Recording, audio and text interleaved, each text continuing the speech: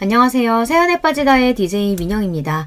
오늘도 두 가지 사연 준비되어 있는데요. 끝까지 함께 해주시고요. 구독과 좋아요 버튼도 눌러주세요. 그럼 오늘의 사연 바로 시작해 볼게요. 안녕하세요. 항상 채널 잘 보고 있는 평범한 여성 시청자입니다. 채널에 올라오는 기가 막힌 사연들을 볼 때마다 세상에 상식 이하의 사람들이 이렇게나 많구나 싶었는데 저한테도 이런 일이 일어날 줄은 정말 몰랐어요. 제게는 부모님이 계시지 않습니다. 정확히 말하자면 아버지께서는 제가 2살 때 돌아가셨고 어머니께서는 6살 때 돌아가셨어요. 두 분 다 교통사고로 세상을 떠나셨고 저는 그래서 지금까지도 차 타는 것을 무서워합니다. 아버지께서는 비 오는 날 밤에 뺑소니 사고를 당하셨어요. 범인은 찾지 못했고 아버지께서 돌아가신 후로 어머니께서는 혼자서 저를 키우셨습니다. 어렸을 적에 어머니를 떠올리면 항상 바쁘고 지쳐 보이는 모습이셨던 것 같아요. 저와 어머니는 구축 빌라의 꼭대기층인 6층에 살았었는데요. 요즘에는 4층 이상의 건물에는 법적으로 엘리베이터를 설치해야 하지만 당시만 해도 그런 법이 없었기에 저희 빌라에는 엘리베이터가 없었어요. 날이 추운 겨울이면 그나마 계단을 오르내리는 일이 수월했지만 무더운 여름날에는 정말 힘들었습니다. 빌라 각 층에는 세대가 3대씩 있었는데 꼭대기층인 6층에만 세대가 2개뿐이었어요. 옆 세대는 아주머니 한 분과 제 또래 남자아이 한 명이 살았습니다. 신기하게도 그 집 또한 아버지가 안 계셨어요. 저희 어머니는 공장에서 2교대의 일을 하셨기에 저녁에 출근해 새벽 내내 일하고 돌아오실 때가 많았습니다. 그럴 때마다 옆집 아주머니께서는 어머니를 대신해서 어린 저를 돌봐주시곤 하셨습니다.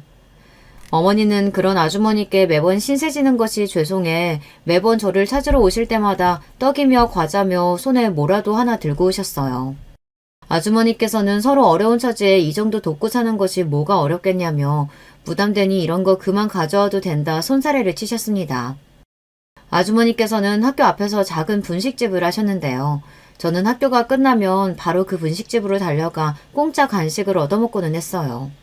제가 가장 좋아했던 것은 새콤달콤한 양념 소스를 바른 떡꼬치였습니다. 어린 나이였으니 염치니 뭐니 그런 것들은 전혀 생각지도 못하고 그저 공짜 간식이 좋았던 것 같아요. 제가 매일 그 분식집에 가서 간식을 얻어먹는다는 것을 뒤늦게 알게 되신 어머니께서는 저를 단단히 혼내시며 앞으로는 꼭 돈을 내야 한다 꼬깃꼬깃한 1,000원짜리 지폐를 쥐어주셨습니다. 아주머니뿐만 아니라 아주머니 아들도 저를 친오빠처럼 잘 챙겨주었어요. 어렸을 적 저는 덤벙이에 틈만 나면 이리저리 넘어지고 다쳐서 몸에 멍을 살고 살았는데요. 오빠는 그런 제게 항상 약도 발라주고 밴드도 붙여주고 제가 또 다쳐서 엉엉 울고 있으면 의젓하게 달래주기도 하고 여러모로 저를 잘 도와주었습니다. 매일같이 집에 찾아오는 어린 여자애가 귀찮을 만도 했을 텐데 지금 생각해보면 오빠도 철이 참 일찍 들었던 것 같아요. 그 뒤로도 오빠는 제 숙제를 봐주기도 하고 공부를 도와주기도 하며 사이좋게 지냈어요. 주말이면 아주머니와 오빠, 어머니, 저 이렇게 넷이서 근처 공원에 도시락을 싸 놀러 다니기도 하고 한 가족처럼 지냈습니다. 어머니께서는 옆집에 좋은 이웃이 살아서 참 다행이라는 말씀을 자주 하셨어요. 그렇게 시간이 흘러 제가 중학교 3학년이 되던 해 사고가 일어났습니다. 새벽 근무가 끝나고 집에 돌아오시던 어머니께서 교통사고로 목숨을 잃으신 거예요. 너무나 갑작스러운 사고에 정말 세상이 무너지는 기분이었고 앞날이 막막했습니다.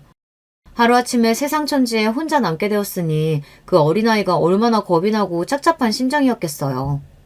만약 그때 옆집 아주머니께서 저를 걷어주시지 않았더라면 저는 아마 고아원에 들어가야 했을 거예요. 당시 제게는 연락이 닿는 친인척 한 명이 없었거든요. 너무나 감사하게도 아주머니의 도움으로 어머니 장례도 무사히 치를 수 있었고 그 뒤로 아주머니 집에서 셋이 함께 살기 시작했습니다. 어렸을 적부터 거의 제 집처럼 드나들던 곳이라 그런지 적응하는 데에는 별 문제가 없었어요. 아주머니와 오빠 덕분에 어머니의 빈자리를 크게 느낄 새도 없었고요.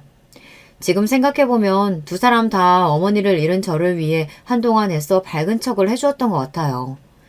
저 또한 저를 걷어주신 아주머니께 조금이라도 도움이 되고 싶은 마음이었어요. 친딸보다 더 친딸같이 싹싹하게 굴기 위해 노력했어요. 항상 분식집 일로 바쁘신 아주머니를 대신해서 집안일을 해놓기도 하고 학교 공부도 정말 열심히 했습니다. 나중에 성공해서 꼭 아주머니께 은혜를 갚고 싶은 마음이었어요. 저는 고등학교 내내 반에서 1등을 놓치지 않았고 결국 목표하던 대학에도 합격했습니다.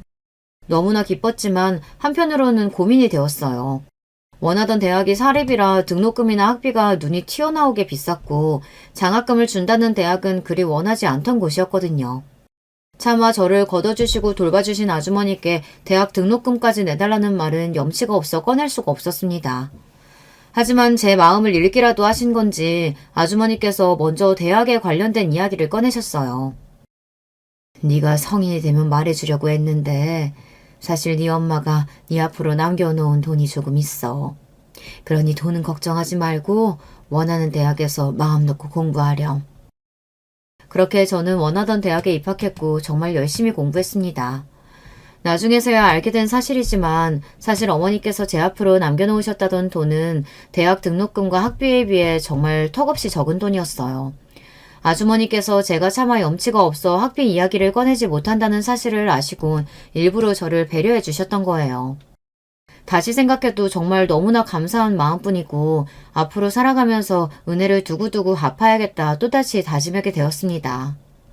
대학을 타지로 가기도 했고 생활비를 스스로 벌며 공부까지 해야 했기에 대학생활 내내 정말 눈코 뜰 새 없이 바빴어요. 마음 같아서는 매일같이 연락드리고 안부를 엿주고 싶었지만 현실이 녹록지 않았습니다. 결국 점점 연락이 뜸해지게 되었어요. 대학을 졸업하고 얼마 지나지 않아 취업을 했고 오랜만에 아주머니와 오빠에게 연락해 식사 자리를 갖게 되었어요. 더 자주 연락을 드렸어야 했는데 죄송하다 말씀드리니 아주머니께서는 각자 사는 게 바쁘니 어쩔 수 없는 일이라며 괜찮다 말씀하셨어요. 사실 본인도 제게 말하지 못한 사실이 있다고 하셨습니다.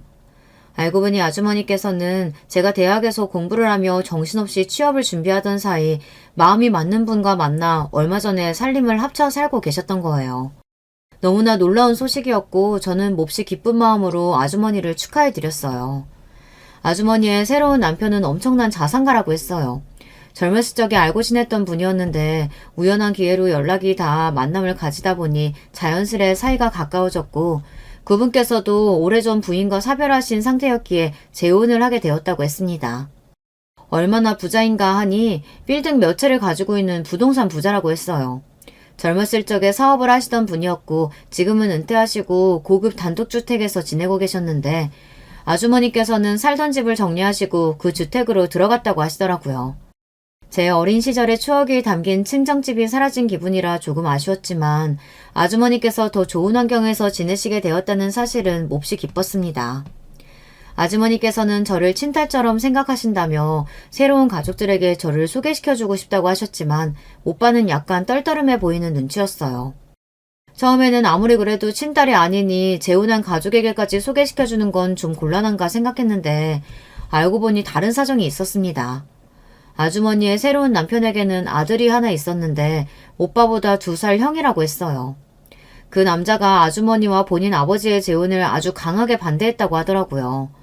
결국 살림을 합쳐 살고 있는 지금까지도 매사에 아주머니를 곱게 보지 않고 대면대면 지내고 있다고 했어요. 그나마 다행인 것은 한 집에 지내지도 않고 몇 년 전에 결혼해서 따로 살고 있었고 오빠의 부인이라는 여자도 성격이 고약하다며 굳이 제게 인사시키고 싶은 사람들이 아니라고 했어요. 아주머니와 오빠의 입장을 곤란하게 만들고 싶지도 않았고 전에 듣기로는 저를 그리 반겨줄 것 같은 분위기도 아니었기에 결국 인사는 나중으로 미루기로 했습니다. 대신 그 만남 이후로 오빠와 훨씬 자주 연락을 나누며 만남을 갖기 시작했어요. 오빠는 나름대로 규모가 있는 회사에서 일하고 있었는데 알고 보니 제 직장과 굉장히 가까운 곳에 위치해 있었습니다. 서로 일이 끝나면 만나서 식사를 같이 하기도 하고 주말에는 아주머니를 모시고 셋이서 가까운 곳으로 나들이를 다니기도 했어요. 그러다 보니 점점 더 사이가 가까워지게 되었고 서로 이성적인 호감이 생기기 시작했습니다. 사실 저는 고등학교 시절 남몰래 오빠를 짝사랑했었어요. 어렸을 적부터 언제나 제게 다정한 오빠였고 항상 듬직하고 멋있는 사람이었기에 저도 모르게 그런 마음이 생겨났던 것 같습니다. 하지만 당시에는 그 마음을 오빠에게 표현하지는 못했어요. 저는 얹혀 사는 처지였고 오빠는 아주머니의 외동 아들이었으니까요. 아주머니께서는 오빠가 5살 때 전 남편과 이혼하신 이후로 평생을 오빠 하나만 바라보고 살아오셨어요. 비유를 하자면 대감집 자식과 그 집에서 얹혀 살며 일하는 머슴과 같은 관계였다고나 할까요. 물론 아주머니께서는 친딸처럼 저를 정말 예뻐하셨고 오빠와 차별하며 키우지도 않으셨지만 그냥 저 스스로 그런 생각이 들었어요. 제가 감히 이런 마음을 품어서는 안 되는 거라고요. 너도 이미 어느 정도 느끼고 있었겠지만 나 너한테 호감 있어. 동생이나 가족으로서가 아니라 이성으로 말이야. 우리 정식으로 만나보자. 그렇게 애써 제 마음속의 호감을 부정하며 지내던 어느 날 오빠가 먼저 제게 고백을 해왔고 전 정말 놀랐습니다. 오빠는 제가 어느 정도 눈치채고 있는 줄 알았다지만 전 정말 전혀 오빠의 마음을 예상하지 못했었거든요.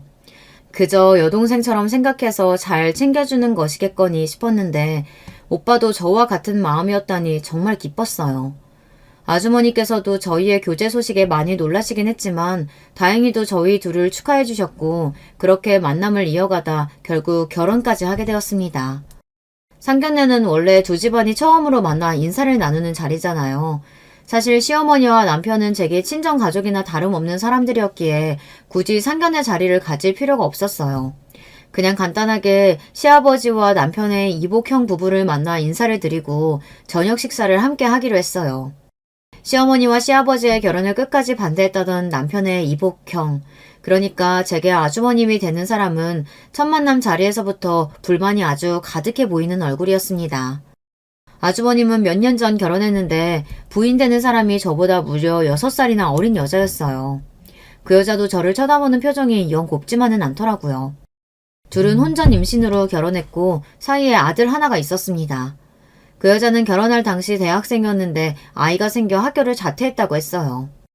아주버님도 특별한 직업 없이 시아버지의 명의의 건물을 몇 개 관리하며 월세로 먹고 사는 사람이었고 결혼식이며 신혼집이며 전부 시아버지 돈으로 했다고 하더라고요. 원래대로라면 나이가 어찌되었든 저보다 가족 서열상으로는 윗사람이니 형님이라고 부르는 게 맞았지만 도저히 손윗 동서에게 윗사람 대접을 해주기가 어려웠습니다. 저보다 나이가 6살이나 어린 것도 어린 거고 사람 자체가 너무 철이 없었어요. 아들도 2돌이나 지났는데 애엄마가 맞나 싶을 정도였습니다.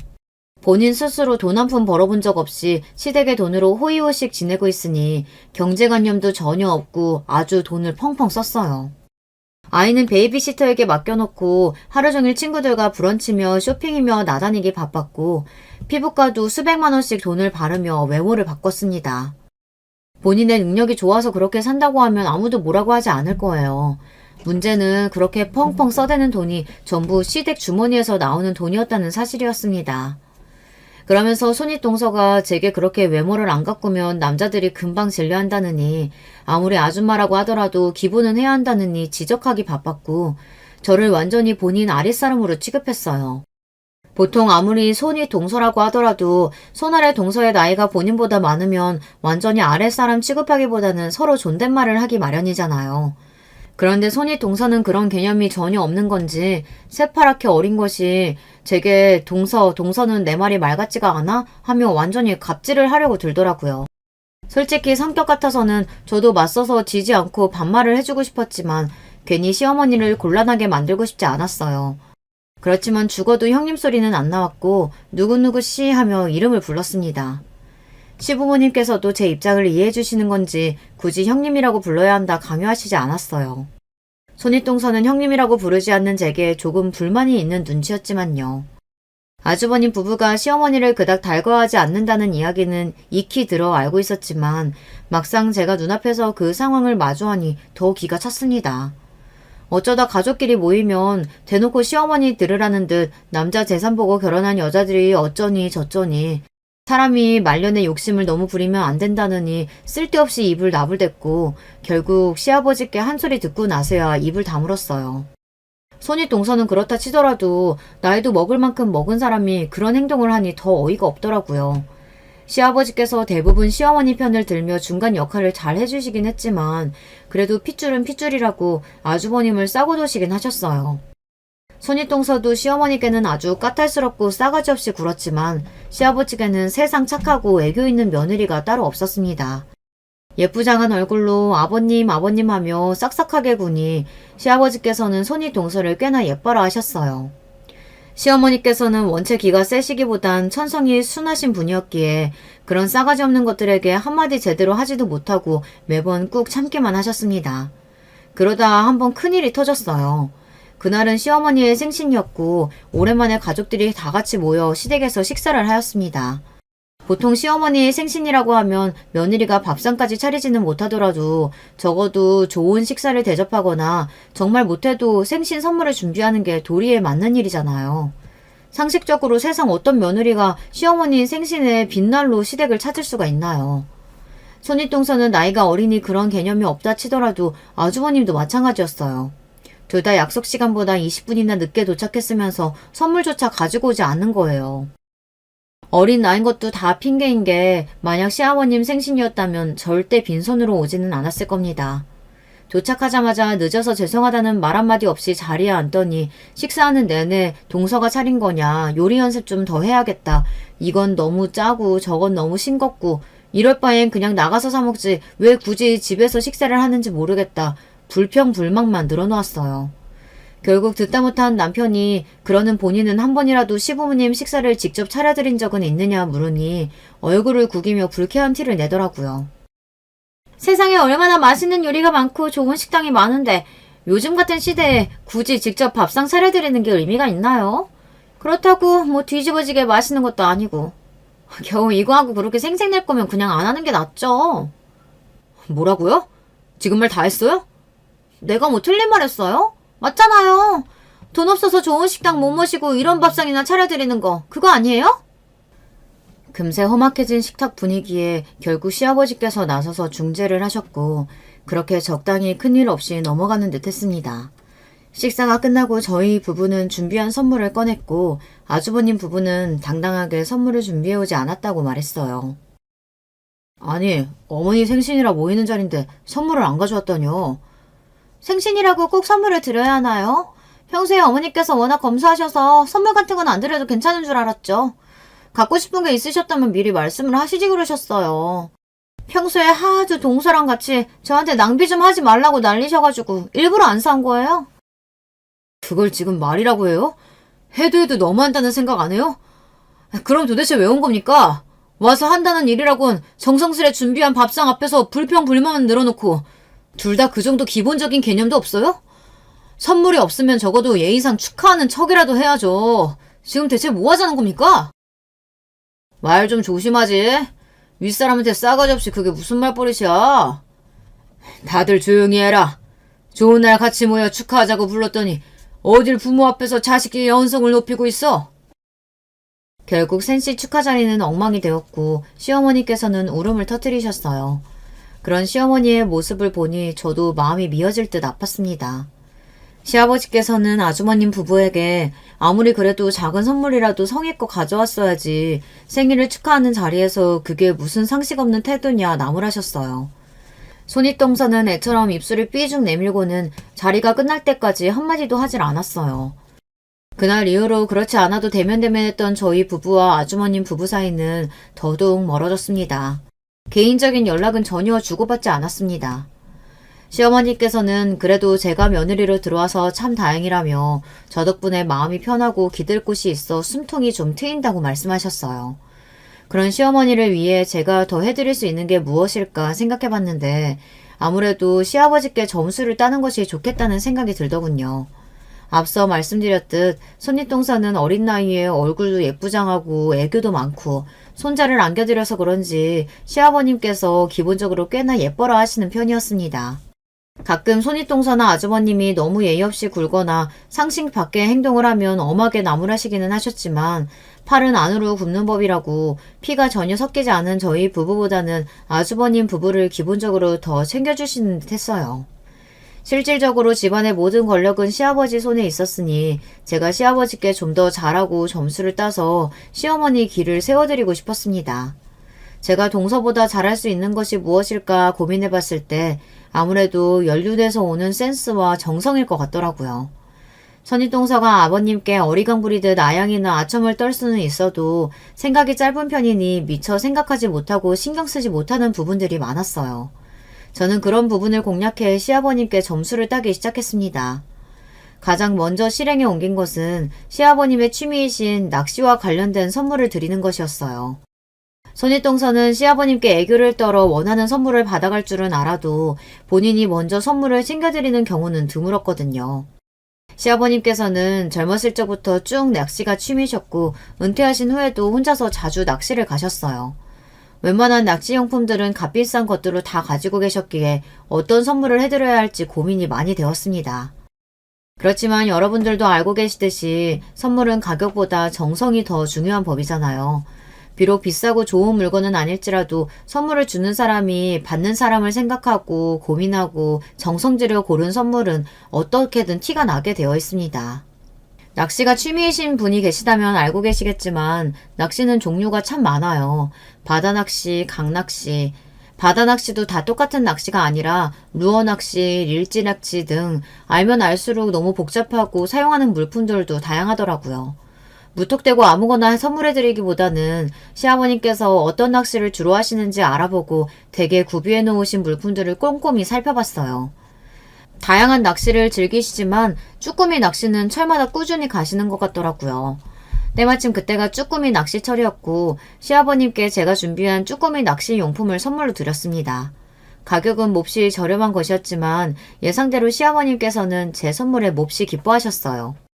그 뒤로도 시아버님께서 좋아하시는 음식이나 과일을 기억해뒀다 먼저 챙겨드리기도 하고 직접 만든 반찬이나 간식거리들을 가져다 드리기도 했어요. 손윗동서처럼 애교있게 굴며 귀여움을 떨지는 못해도 제 나름대로 최선을 다했습니다. 그러다 보니 점점 시아버님께서도 저를 예뻐하시기 시작했어요. 항상 아주버님 부부 먼저 챙기시던 분이 식사 자리에서 제가 먼저 말을 걸면 이것 좀 먹어보라 하시기도 하고 손윗동서가 제게 시비를 걸며 버릇없이 굴면 아무리 아랫사람이라도 적당히 선을 지켜야지 뭐하는 거냐 제 편을 들어주시기도 했습니다. 그러다 보니 자연스레 아주버님과 손윗동서도 저희 부부와 시어머니 앞에서 말조심을 하기 시작했어요. 그런 모습을 보며 몹시 뿌듯한 기분이었어요. 반대로 손윗동서는 속이 많이 상한 눈치였습니다. 언제나 저보다 본인을 더 예뻐하시고 챙겨주시던 분이 더 이상 예전 같지 않으니 속이 끓일 만도 하겠죠. 확실히 연륜에서 오는 차이는 어쩔 수 없다고 느낀 것이 손윗동서는 그 상황에서 시아버님께 투정을 부리기 시작했어요. 왜 전처럼 본인 편을 들어주지 않고 동서 편만 들어주시냐고요. 당연히 그런 투정이 효과가 있을 리 없었고 시아버님께서는 오히려 손윗동서를 크게 나무라셨습니다. 내가 그동안 네가 어린 나이에 시집와서 애도 낳고 고생했으니 눈 감고 넘어가 주려고 했는데 더 이상 그 버릇없는 태도며 행동들 더 이상 못 봐주겠구나. 손 아랫사람이 생겼으면 윗사람으로서 모범을 보이고 아랫사람을 잘 챙길 생각을 해야지. 윗사람으로서 누릴 수 있는 건 다 누리고 싶고 그러면서 여전히 못 배워먹은 애처럼 철없이 행동하면 어쩌자는 거냐? 앞으로 네 어리광 받아줄 생각 없으니 알아서 처신 잘해. 손윗동서는 몹시 충격을 받았는지 엉엉 울음을 터뜨렸어요. 저는 그런 시아버님의 말씀에 속이 뻥 뚫리는 기분이었습니다. 그날 이후로 저희 부부와 시어머니 그리고 시아버지는 더욱 사이가 친밀해졌고 시아버님께서는 저희 부부를 친아들 부부 대하듯 잘 챙겨주셨습니다. 그러나 그런 평화는 그리 오래가지 못했어요. 시아버님께서는 젊었을 적부터 심한 당뇨를 앓아오셨는데 갑작스레 병세가 악화되어 병원에 입원을 하시게 되었습니다. 금방 회복해서 퇴원하실 거라는 말씀과는 다르게 입원 기간이 점점 길어졌고 어느 날 새벽 너무나 갑작스럽게 세상을 떠나시게 되었어요. 시아버님께서는 생전 유서를 작성해 놓으셨고 담당 변호사도 존재했기에 유산 상속은 특별한 분쟁 없이 진행되었습니다. 시아버님께서는 시어머니와 아주버님께 골고루 건물과 재산을 나눠주셨고 아주버님 부부는 불만이 아주 많아 보였어요. 두 사람은 왜 본인들이 저런 피 한 방울 섞이지 않은 사람과 아버지 재산을 나눠 가져야 하냐며 언성을 높이고 변호사에게 따지고 들었지만 변호사는 고집을 부려서 될 일이 아니라며 시아버님께서 생전에 작성해 놓으신 유서대로 상속이 진행된다는 답만 반복했습니다. 아마 시아버지께서는 본인 사후 아주버님 부부가 억지를 부려서 유산을 전부 차지할 것을 예상해 유서를 꼼꼼히 작성해 놓으셨던 것 같아요. 어느 정도 예상했던 일이었지만 시아버님께서 돌아가신 후로 아주버님 부부는 시어머니와 저희에게 완전히 아나무인이 따로 없었습니다. 이제 아버지도 돌아가셨는데 우리가 왜 당신을 어머니라고 불러야 하냐. 사실 당신도 재산 노리고 우리 아버지랑 결혼했던 거 아니냐. 원하던 것을 얻었으니 서로 볼 일 없는 거 아니냐. 큰 소리를 떵떵 쳤고 그런 아주버님 부부의 태도에 시어머니께서는 크게 상처받으셨어요. 두 사람이 본인을 진짜 어머니처럼 생각하지 않는다는 사실은 알고 있었지만 그래도 시어머니께서는 두 사람과 가까워지기 위해 정말 최선을 다하셨거든요. 아주버님 부부에게는 3살짜리 아들이 하나 있었는데 아까 말씀드렸다시피 둘 다 육아에는 관심이 없고 아이는 거의 베이비시터 손에서 자란 것이나 마찬가지였어요. 그렇지만 베이비시터가 24시간 내내 붙어 아이를 돌봐주지는 않잖아요. 저도 아직 아이를 낳아 키워본 경험은 없지만 장담하건대 적어도 그 두 사람보다는 훨씬 잘할 거예요. 두 사람은 아이 돌봐주시는 이모님이 퇴근하시면 아이를 거의 방치하다시피 했고 육아와 관련된 기본적인 지식조차 없었어요. 오죽했으면 베이비시터가 아동학대로 신고까지 했겠어요. 나중에서야 전해 들은 이야기지만 본인이 없을 때는 아이가 전혀 케어받지 못하는 것 같다는 생각이 든 베이비시터가 경찰에 신고를 했었다고 하더라고요. 조사까지 나왔지만 경찰 앞에서 세상 착한 부모인 척 가증스레 연기를 해서 무혐의로 벗어났고 그 뒤로 베이비시터를 바꿨다고 들었습니다. 시아버님께서는 저렇게 철없는 인간들이 아이는 잘 키우고 있는 건지 이따금 걱정하시긴 했지만 그래도 부모라는 사람들이 그 정도로 아이를 방치할 것이라고는 생각하시지 못했는지 육아에 크게 참견을 하지 않으셨다고 해요. 하지만 두 사람의 이야기를 전해들은 시어머니께서는 진심으로 아이가 걱정이 되셨다고 합니다. 그 뒤로 시어머니께서는 두 사람에게 육아에 대해 이것저것 알려주시기도 하고 시어머니 돈으로 육아용품을 사서 보내기도 했어요. 하지만 두 사람은 그러거나 말거나 왜 참견이냐며 까칠한 태도였고 본인들 일은 본인들이 알아서 하겠다고 못을 박았습니다. 그러던 어느 날이었어요. 그날은 시아버님께서 아주버님 부부에게 시댁에 잠깐 들렀다 가라고 말씀하신 날이었고 두 사람이 저녁 시간에 맞춰 손주 없이 둘이서 시댁을 찾았다고 해요. 그 모습을 보신 시어머니께서는 당연히 아이는 베이비시터가 봐주고 있겠거니 생각하셨다고 합니다. 오늘도 애는 그 시터인가 하는 이모님이 봐주시는 거니? 네? 아니요. 이 시간까지 일하는 시터가 어딨어요. 집에서 자고 있어요. 뭐야, 그럼 그 갓난애가 지금 혼자 있단 말이야, 집에? 갓난애라뇨. 3살이면 혼자서 밥도 먹고 걸어다니고 알아서 다 해요. 아, 제발 오바 좀 그만하세요. 잠깐 혼자 둔다고 큰일 안 나요. 상식적으로 도저히 이해가 안 되는 행동에 시어머니께서는 처음으로 두 사람에게 크게 호통을 치셨다고 해요. 앞뒤 이야기를 들은 시아버지께서도 니네가 제정신이냐며 언성을 높이셨고 그날 이후로 시어머니께서는 자주 아주버님 댁에 드나들며 아이를 돌봐주시기 시작했습니다. 저 두 사람에게 아이를 맡겨놨다가는 분명 언젠가는 큰일이 날 거라면서요. 처음에는 그런 시어머니의 행동에 불쾌감을 표하던 두 사람은 시간이 지날수록 낮에는 베이비시터, 밤에는 시어머니께서 아이를 돌봐주시니 편하긴 했는지 뻔뻔하게 태도를 바꿨어요. 어머니, 저희가 이번에 일주일간 해외로 여행을 가는데요. 아무래도 그렇게 긴 기간 동안 아이를 맡길 곳이 마땅찮아서요. 어머니께서 좀 맡아주세요.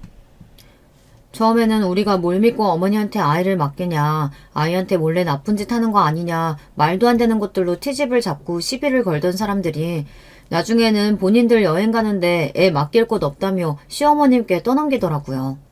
평소에는 대면대면 서로 인사도 제대로 안 하는 사이였으면서 꼭 필요한 일이 생기면 살살 웃으며 아양을 떠는 게 정말 가짜났습니다. 솔직히 저는 저런 것들 뭐가 이쁘다고 힘들게 아이까지 돌봐주나 싶었지만 시어머니께서는 애가 무슨 죄가 있냐며 군말 없이 아이를 맡아주셨어요. 그렇게 도움은 도움대로 다 받아놓고 시아버님 돌아가셨다고 입에도 담기 힘든 막말을 쏟아내며 태도를 싹 바꾸니 그간 아이를 돌봐주시며 어느 정도 두 사람과 사이가 가까워졌다고 생각하셨던 시어머니께서는 마음의 상처를 크게 입으셨어요. 그렇게 저희는 두 사람과 완전 연락을 끊고 셋이서 지내기 시작했습니다. 눈엣 가시였던 인간들을 안 보고 살게 되니 정말 속이 편했어요.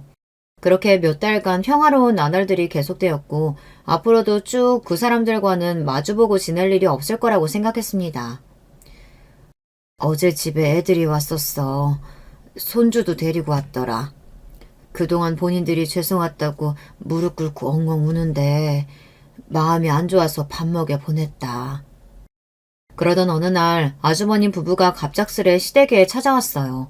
그렇게 막말을 쏟아내고 일방적으로 연락을 끊어낼 땐 언제고 이제와 죄송하다고 울고불고 사과를 해왔다고 하더라고요. 본인들이 너무 경솔하게 행동한 것 같다. 그래도 아버지 돌아가시고 남은 부모라고는 어머니 한 분이신데 그동안 저희 아이도 잘 돌봐주셨고 저희가 너무 배은망덕했다.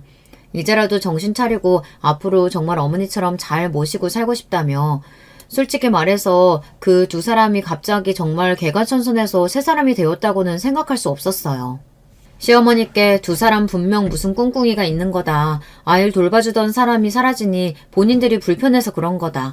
이제 와서 굳이 다시 연락을 하며 지낼 필요가 있냐. 제 생각을 말씀드렸지만 시어머니께서는 원체 심성이 고우신 분이라 두 사람이 울며 사과를 해오자 마음이 약해지신 것 같았어요. 결국 그 뒤로 아주버님 부부는 시댁을 자주 찾으며 시어머님과 식사도 하고 시아버님께 그랬던 것처럼 애교도 떨고 아양도 부리고 나름대로 잘 지내는 것처럼 보였습니다.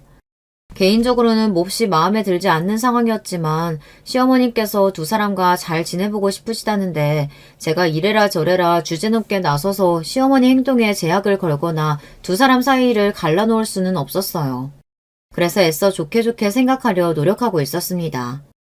그러던 어느 날 갑자기 시어머님께서 지금 지내시는 집을 처분하고 아주버님 부부 집에 들어가셔서 살겠다는 폭탄 선언을 하셨어요. 어머니, 그게 갑자기 무슨 말씀이세요? 그 사람들 집에 들어가 사시겠다뇨? 지금 사는 집은 나 혼자 살기엔 너무 넓기도 하고 안 그래도 슬슬 처분하고 이사를 가야 하나 싶었는데 마침 그쪽에서 먼저 같이 살자는 얘기를 꺼내더구나. 그렇지 않아도 손주가 걱정이었는데 그 집에서 살면 맘 편하게 돌봐줄 수도 있을 것 같고. 걔네가 좀 어리고 철이 없어서 그렇지 나쁜 애들은 아니야. 지난 일들도 다 반성하고 있고. 아무리 그래도 그렇지 시아버님과 만난 후로 그 두 사람에게 당하신 것들이 얼마인데 이렇게 쉽게 덜컥 그 인간들을 믿어도 되는 건가 싶었습니다. 제 생각에는 분명 무슨 꿍꿍이가 있어 보였지만 저와 남편은 사정상 어머니를 모시고 살 수 없는 상황이기도 했고 혹시 그 집에 들어갔다가 무슨 일이 생기기라도 하면 그때 다시 모셔오면 되는 일이니 일단은 그렇게 하시라 말씀드렸어요. 그렇게 시댁을 처분하고 시어머님께서는 아주버님의 아파트에 들어가 지내기 시작하셨습니다. 처음에는 걱정되는 마음에 하루가 멀다 하고 전화를 드리고 매일같이 연락을 했어요. 혹시나 그 사람들이 어머니한테 폭언을 하지는 않냐, 이상한 행동은 안 하냐, 돈이나 재산 관련 문제를 이야기하진 않냐 이것저것 여쭤봤지만 어머니께서는 항상 그런 걱정하지 않아도 된다며 애들도 너무 잘해주고 잘 지내고 있다. 아무 문제 없으니 맘 놓고 지내라 말씀하셨습니다. 그렇게 한 달, 두 달 정말 큰 문제 없이 시간이 지나갔고 그럴수록 저도 마음이 놓이기 시작했어요. 제가 진짜 괜한 걱정을 했던 건가. 시아버지가 돌아가시면서 아주버님 부부가 정말 본인들의 잘못을 깨닫고 이제와 개과천선이라도 했나 싶었습니다. 그렇게 마음을 놓고 지내다 보니 점점 연락이 뜸해졌고 저도 사는 게 바빠서 시어머니께 크게 신경을 기울이지 못하고 있었어요. 그러던 어느 날부터 시어머니께서 전화를 받지 않으시는 거예요. 문자나 카톡에도 답장이 전혀 없으시고요. 하루 이틀이야 바쁘시거나 사정이 있으셔서 그럴 수 있겠지 싶었지만 며칠이 지나도 연락이 안 되니 불안한 마음이 들었습니다. 별로 내키지는 않았지만 오랜만에 손이 동서에게 전화를 했고 요즘 어머니께서 연락이 안 돼서 그러는데 잘 지내고 계시는지 물었습니다. 그랬더니 어머니께서 몸이 좋지 않으셔서 누워 계신다고 하더라고요. 몸이 안 좋으시다고요? 어디가 어떻게 안 좋으신데요? 병원은 모시고 갔어요? 당연히 다녀왔고 얼마 전에 입원도 했어. 몸이 좀 많이 안 좋으셔. 입원을 했다고요? 그럼 지금 집에 계시다는 거예요? 아니면 병원에 입원을 하신 거예요? 병원 주소 말씀해 주세요. 아니 지금은 집에 계신데 오늘인가 어젠가 퇴원했어. 아무튼 올 필요 없어. 몸이 너무 안 좋으셔서 요즘 내가 얼마나 고생인지. 곧 요양원 보내기로 했으니까 그렇게 알아. 뭐라고요? 요양원이요? 제 물음에 손윗동서는 어머니께서 몸이 너무 안 좋으셔서 병원도 다녀왔고 입원도 했었다며 횡설수설을 하다가 갑자기 본인이 시어머니를 모시기 너무 힘들다고 요양원에 모실 거라고 하는 거예요. 너무나 황당한 말에 무슨 요양원이냐며 그 짧은 시간에 그 정도로 건강이 안 좋아지신 거냐. 요양원에 모실 바에야 내가 모시겠다. 지금 당장 어머니 데리러 가겠다 말하니 손윗동서는 본인이 알아서 하겠다 전화를 뚝 끊어버렸습니다. 아무리 생각해도 찜찜한 마음에 결국 남편을 데리고 아주버님 댁에 무작정 찾아갔어요. 분명 집에 불이 켜져 있는 걸 보고 올라왔는데 아무리 문을 두드리고 벨을 눌러도 묵묵부답이기에 경찰을 부르겠다고 소리치고 전화를 20통을 넘게 하니 그제야 문을 열어주더군요. 도대체 왜 집에 없는 척 하는 거냐, 어머니 잘 계신 거 맞냐, 지금 당장 모시고 가겠다, 어디 계시냐 언성을 높이니 아주버님 부부는 본인들이 어머니한테 무슨 짓을 했다고 그러냐, 요즘 어머니 건강이 너무 안 좋아지셔서 내가 모시느라 얼마나 힘든지를 아느냐, 애도 못 보고 더 이상 같이 살 이유가 없다며 뻔뻔하게 말하는데 정말 너무 화가 났어요. 본인들 필요할 때는 아양 떨면서 어떻게든 모셔가려고 하더니 시댁 정리한 돈도 다 그쪽이 받아갔다면서요. 이제 돈도 다 빨아먹었고 애도 못 보니 가져다 버리겠다 이거예요? 애초에 당신들 같은 파렴치한 인간들한테 어머니를 모시게 하는 게 아니었어. 어머니 어디 계세요? 어머니 이미 요양원 가셨어. 남의 집에서 행패 그만 부리고 당장 나가. 너무나 충격적인 손윗동서의 말에 이미 요양원에 가셨다니 그게 무슨 말이냐 따지고 들었고, 아주버님은 어머님이 한참 전부터 요양원에 계셨다며 숲속의 경치도 좋고 공기도 좋은 곳으로 모셨으니 신경 끄라고 말도 안 되는 소리를 해댔어요. 친아들도 모르는 사이에 마음대로 시어머니를 요양원에 모셨다는 게 말이 되냐, 당신들 어머니한테 무슨 짓 했냐, 어디다 모셨는지 당장 말하지 않으면 납치로 경찰에 신고하겠다, 미친 사람처럼 소리를 지르니 결국 주소를 말해줬어요. 바로 남편과 함께 몇 시간을 꼬박 달려 요양원으로 향했습니다. 요양원은 강원도 산골에 주소를 모르면 절대 찾지 못할 만큼 꽁꽁 숨겨져 있는 곳이었어요. 어머니는 휴대폰도 다 뺏긴 채 그곳에 거의 감금당하듯이 맡겨져 있었습니다. 저희를 보자마자 눈물을 터뜨리시는 어머니를 보고 정말 속에서 천불이 나는 것 같았어요. 게다가 더 기가 막힌 것은 그 부부가 한 짓이 이뿐만이 아니라는 사실이었어요. 두 사람은 시아버지가 돌아가시고 시어머니께 주신 건물이며 재산을 전부 시어머니의 동의 없이 본인들 명의로 돌려놓고 통장에 있던 돈도 마음대로 빼갔습니다. 시어머니께서는 서류며 절차며 부동산에 관련된 것들을 잘 모르시니 감언이설로 살살 어머니를 꼬드겨 서류와 통장을 몰래 빼내가 그런 파렴치한 짓거리들을 저질렀던 것입니다. 그러나 이 두 사람은 이 모든 사실을 따지고 들자 너무나 뻔뻔한 태도로 일관했어요. 아니, 동서 친족 상도라도 몰라? 어차피 우리 가족이랑 신고해봤자 처벌도 안 돼. 그렇게 중요한 것들을 잘 관리했었어야지. 어차피 애초에 전부 우리 남편한테 상속될 것들이었잖아. 게다 욕심 부리지 말고 그냥 처음부터 없었던 거라고 생각하고 살아. 여러분은 친족 상도례라는 법을 들어보신 적 있으신가요? 쉽게 말하자면 친인척과 배우자 간에 발생한 절도죄, 사기죄 등의 재산 범죄에 대해 형을 면제해주는 특별법입니다. 이런 말도 안 되는 법이 세상에 어딨나요? 설령 피가 섞인 가족이라 하더라도 남의 재산을 함부로 가져갔다 강탈하고 사기를 쳤는데 도대체 왜 처벌을 할 수가 없다는 겁니까? 너무나 분하고 억울했지만 손윗동서 말대로 저희는 법적으로 친족이었고 가진 것들을 다 뺏겨놓고도 아무것도 할 수가 없는 것이었었어요. 이대로 정말 저 뻔뻔한 년놈들은 떵떵거리며 잘 사는 꼴을 보고만 있어야 하는 건가? 겨우 친족이라는 이유만으로 이렇게 억울하게 참고 넘어가야 하는 건가 무력감을 느끼던 찰나 시어머니께서 정말 깜짝 놀랄 만한 말씀을 하셨어요. 사실 죽은 남편이랑 나랑은 법적으로 아무 사이도 아니다. 혼인신고를 안 했거든. 그냥 살림만 합쳐 살았던 거야. 죽은 후에 나한테 남겨준 것들도 상속이 아니고 전부 증여받은 것들이었어. 정말 상상도 하지 못한 일이었습니다. 시어머니께서 재혼을 하셨다기에 당연히 시어머님과 혼인신고를 올리고 살림을 합치셨을 거라고 생각했는데 알고 보니 두 분께서는 법적으로 아무 사이도 아니셨던 거예요. 그저 동거인이었던 거죠. 왜 혼인신고를 하지 않았냐 여쭤보니 시아버님께서 혼인신고를 하시고 싶어 했지만 시어머니께서 망설이셨다고 하더라고요. 일단은 살림을 합치고 살다 시간이 좀 지나면 다시 이야기해보자 말씀하셨던 것이 시아버님께서 돌아가실 때까지 미루다 결국 혼인신고를 하지 않으신 것이었습니다. 그러니 당연히 시아버지의 아들인 이복형과 손윗동서와 시어머니께서는 법적으로 아무 사이도 아니었고 그들이 한 모든 파렴치한 행동들은 친족 상도례에 전혀 해당되지 않는 범죄였어요. 그날로 바로 변호사를 찾아가 상담을 받았습니다. 민사와 형사 고소 준비를 시작했습니다.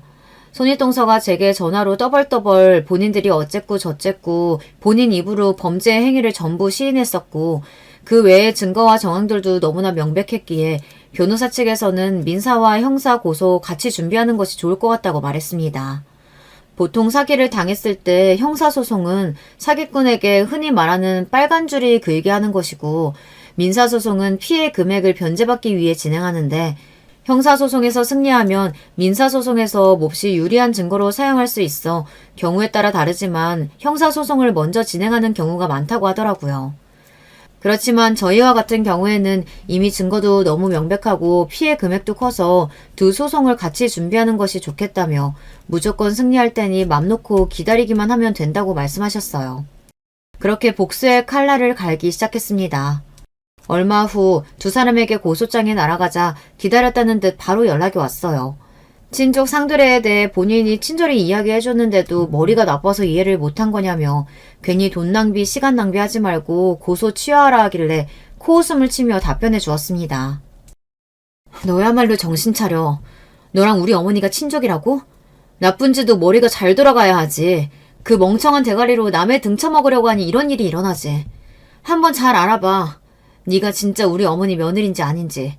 절대 고소 취하해줄 생각 없으니까 소송 준비 알아서 잘하고. 아무리 용을 써봤자 이미 결과는 정해져 있겠지만. 뭐라고? 이게 어디서 함부로 너너거려? 정신 나갔어? 내가 그럼 우리 남편 부인이니 며느리지. 며느리가 아니면 뭔데? 멍청한 것도 정도가 있어야지. 진짜 수준 낮아서 상대를 못 해주겠네. 네 남편이 우리 어머니 아들이 아니란 뜻이지. 두 사람 법적으로 아무 사이도 아니라고. 그러니 네가 말하는 그 친족 상도례인지 뭔지 그딴 거 아무 상관없이 너희들은 이제 범죄자라 이 말이야.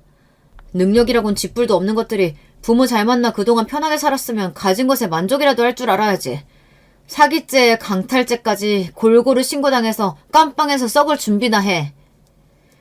그렇게 전화를 끊어버렸고 그 뒤로 전화기에 불이 나게 전화가 왔지만 전부 받지 않았어요. 그제서야 발등에 불이 떨어진 건지 문자며 카톡으로 제발 고소 취하해달라. 법적으로 문제가 없는 줄만 알았다. 건물들 명의도 다시 돌려놓고 빼앗아간 돈도 다 그대로 돌려주겠다 연락이 왔지만 당연히 전부 무시했습니다. 그랬더니 집 앞으로 찾아와 싹싹 빌고 울고 불고 난리를 치길래 경찰 부르기 전에 당장 꺼지라고 걷어차버렸어요. 저희가 고소를 취하해줄 생각이 없어 보이니 그쪽도 변호사를 구하고 나름대로 소송 준비를 하긴 한 모양이더라고요. 그래봤자 형사 민사소송 둘 다 저희 쪽에 완벽한 승리였고 죄질이 나쁘고 피해 금액이 어마어마하다 보니 둘은 실형에 벌금까지 억소리나게 내게 되었습니다. 민사소송에도 승리했으니 어머니께서 강탈당하신 재산들도 그대로 변제받게 되었고 시아버지께서 물려주신 건물들을 대부분을 벌금 내느라 다 팔아치우고 저희에게서 빼앗아간 것들을 돌려주고 나니 두 사람은 거의 빈털터리가 된 것 같더라고요. 그렇지 않아도 능력이라고는 쥐뿔도 없는 인간들인데 가진 것도 다 잃고 범죄자 딱지까지 붙게 되었으니 앞으로 예전처럼 떵떵거리며 빈둥거리고 살기는 글렀겠죠. 다 본인들이 자초한 일이니 두고두고 평생을 후회하며 살기를 바랍니다. 이 글을 쓰며 알게 된 사실인데 얼마 전 헌법재판소에서 친족 상도례가 시대의 흐름에 따라가지 못하는 국법이라며 헌법 불일치가 결정되었다고 합니다. 헌법 불일치가 되었다고 해서 바로 그 법이 사라지는 것은 아니지만 올해 말까지 국회가 법을 개정하지 않으면 법적인 효력을 상실하게 된다고 하더라고요. 남의 가정사에는 참견하는 것이 아니다라는 대한민국의 특유의 문화가 법으로 지정된 지 72년 만의 일이라고 합니다. 솔직히 말해서 진작에 일어났어야 하는 일이라고 생각해요. 아무리 가족 간의 일이라고 한들 범죄가 아니게 되는 것은 아니잖아요. 만약 시부모님께서 혼인신고를 하셨고 법적으로 부부 사이셨더라면 저희의 이야기에도 이런 속 시원한 결말은 존재할 수 없었겠죠. 부디 하루빨리 그런 악법이 역사 속으로 사라져 저희와 비슷한 상황의 피해자들이 억울하게 당하는 일이 없기만은 바랄 뿐입니다. 선량한 사람들끼리 모여 범죄나 나쁜 일 없이 사이좋게 지낼 수만 있다면 참 좋을 텐데 어딜 가나 손이동서와 아주버님처럼 남의 등쳐먹고 본인들 입속만 챙기려는 속이 시커먼 사람들이 많다는 사실이 참 애석합니다. 권성징악이 동화 속에서나 나오는 이야기가 아니라 우리가 살아가는 이 세상에서도 당연한 이야기가 되었으면 하는 바람과 함께 오늘 사연을 마치겠습니다. 들어주신 모든 분들 감사합니다. 여러분, 두 번째 사연 시작하기 전에 좋아요, 구독 꼭 눌러주실 거죠? 그럼 두 번째 사연 바로 시작합니다. 안녕하세요. 집안일은 어떻게 말하던 제 얼굴에 침 뱉기지만 어디에 털어놓으면 마음이라도 가벼워질 것 같아 이렇게 사연을 보내봅니다. 저에겐 세상에서 가장 고맙고 존경스러운 분이 계시는데요. 그분은 바로 제 시어머니십니다. 여기서 사연을 듣다 보면 정말 놀랄 만큼 못된 시어머니들도 많으시던데 그에 반해 우리 시어머니께서는 세상 인자한 성품에 참 고운 분이세요. 저는 결혼 후 지금까지 시어머니를 모시고 살고 있는데요. 그동안 고부 갈등 같은 일들을 단 한 번도 겪어본 적이 없어요. 남편도 그런 시어머니의 고운 마음씨를 그대로 받았는지 성품이 남달라 절 많이 아끼고 잘 챙겨줍니다. 저는 지인의 소개를 통해 남편을 만나 결혼했습니다. 결혼 전 저는 작은 회사에 다니고 있었는데요. 그때 가게를 운영하고 있던 남편과 결혼한 뒤에 회사를 그만두고 전업주부가 됐습니다. 남편과 결혼해 같이 살 생각을 할 땐 정말 행복했습니다. 한편으론 걱정이 컸죠. 저는 어렸을 적부터 화목하지 못한 가정에서 자랐습니다. 부모님은 서로 눈만 마주치면 싸우셨죠. 그러던 어느 날 포악한 아버지의 성격을 더는 견딜 수 없던 어머니께서 집을 나가셨고 그 뒤 아버지는 절 보호시설에 버리셨습니다. 그렇게 저는 나이가 꽉 찰 때까지 부모님을 원망하며 보호시설에서 지냈고 그동안 부모님과 단 한 번도 연락하지 않았습니다. 보호시설에서 사는 동안 저는 나름 열심히 공부해 적당한 대학교에 입학했고 장학금까지 받으며 무사히 졸업했습니다. 그런데 한 번은 제가 졸업 후 취업했을 때 제 번호를 어떻게 하셨는지 아버지한테 연락이 온 거예요. 선이야. 나 네 아버지다. 내가 너 취직했다는 소리를 들었는데 맞냐? 그럼 이제 돈 좀 벌지? 내가 지금 돈이 필요한데 네가 좀 빌려줬으면 좋겠다. 아니 근데 취직했으면 바로 연락도 하고 효도할 생각을 해야지 어른이 먼저 연락하게 만들어서야 되냐? 나도 이제 하나밖에 없는 딸 연덕 좀 보고 살아야겠으니 내가 연락하면 즉각 받아. 다짜고짜 돈을 내놓으라고 하는 아버지의 말이 너무 황당했습니다. 아버지가 제게 해준 게 뭐가 있다고 제 덕을 보고 살겠다고 하신 걸까요? 처음 아버지의 연락을 받고 속도 없이 좋아했던 제가 바보 같았어요. 이후 저는 몇 번 정도 아버지께 돌려받을 생각 없이 돈을 보내드렸습니다. 아무리 절 보호시설에 버렸어도 제 아버지니까 낳아준 은혜를 생각하고 드린 거였죠. 그런데 제가 정말 군말 없이 돈을 드리니 괜찮다 싶었는지 아버지는 무슨 돼지저금통 배 가르는 것처럼 당연하게 돈을 요구하시기 시작했습니다. 나중에 가선 제 몇 달치 월급 이상의 돈을 보내라고 해서 그건 어려울 것 같다고 거절했더니 직장인이니까 대출이라도 받아서 당장 돈을 보내라고 하시는 거예요. 그때 더는 안 되겠다 싶더라고요. 그래서 더는 돈을 드릴 수 없다고 하니 아버지와 바로 연락이 끊어졌습니다. 차라리 잘 됐다 싶었어요. 이런 식이라면 평생 연락 안 하고 사는 게 낫다 생각했죠. 하지만 부모와 자식 간 연은 참 질기더군요. 남편과 결혼하기로 했을 때 생각해보니 상견례를 해야 하는데 저 혼자 달랑 가면 시부모님께서 얼마나 이상하게 생각하시겠어요. 결국 이번엔 제가 먼저 아버지께 연락을 드릴 수밖에 없었습니다. 아버지, 다름 아니라 저 곧 결혼해요. 그래서 이번 주에 상견례 하기로 했는데 그날 한 번만 와주시면 안 돼요? 그냥 얼굴만 비추시고 바쁜 일 있다고 가셔도 돼요. 내가 거길 왜 가냐? 가면 뭐 나한테 돈이라도 떨어져? 됐고 돈 빌려줄 거 아니면 다신 연락하지 마라. 그날 아버지의 매몰찬 말을 듣고 얼마나 울었는지 모릅니다. 어쩔 수 없이 저는 혼자 상견례에 나가 처음 시부모님을 뵀습니다. 다른 어른 한 분 없이 홀로 앉아있는 절 보고 시부모님께서 얼마나 당황스러워 하시던지요. 한참의 침묵 후 부모님은 언제 오시냐는 시어머니의 말씀에 울컥하더라고요.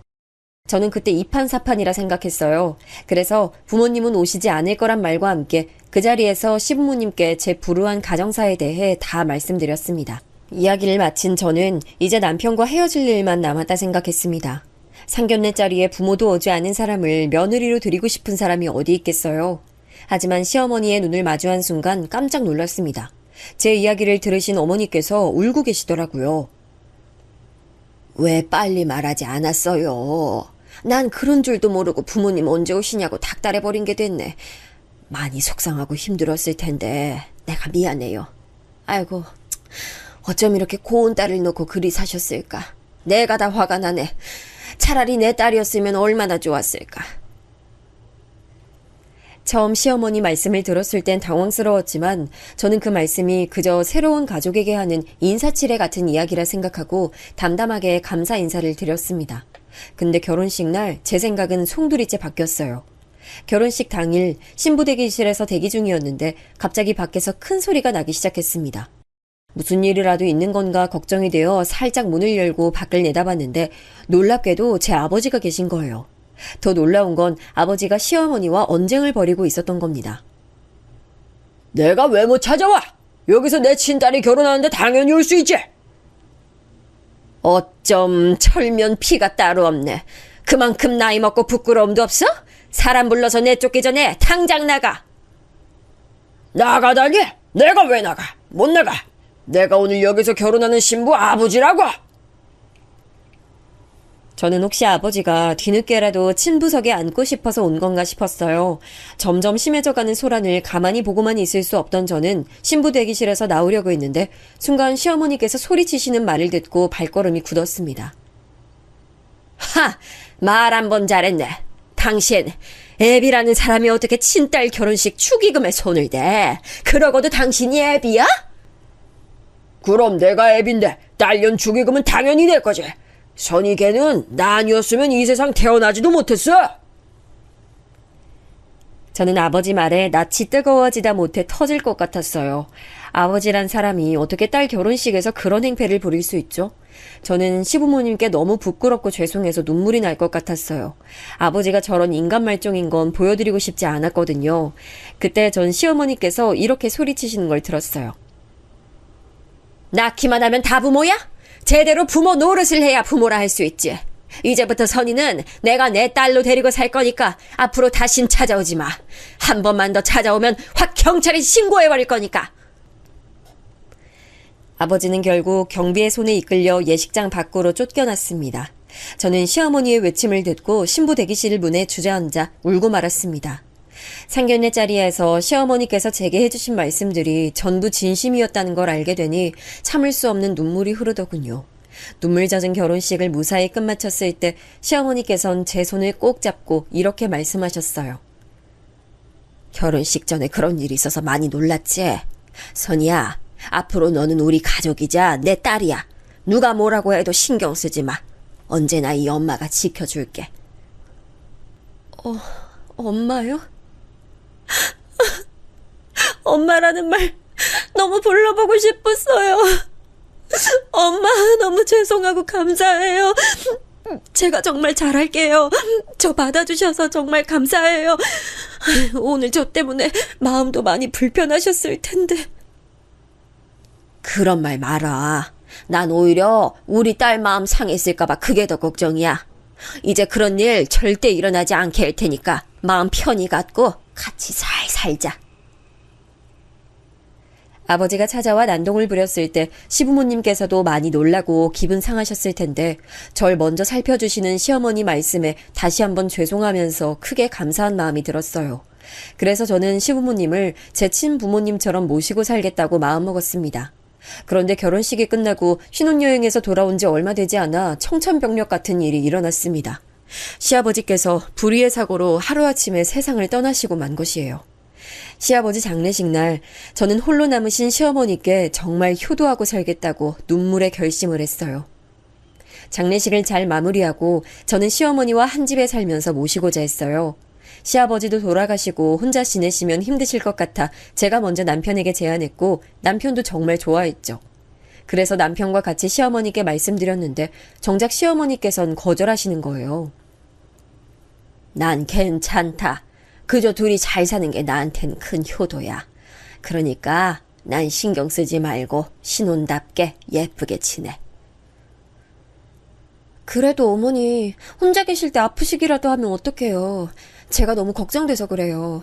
한 집에서 같이 살면 무슨 일이 생기더라도 제가 더 많이 신경 써드릴 수 있잖아요.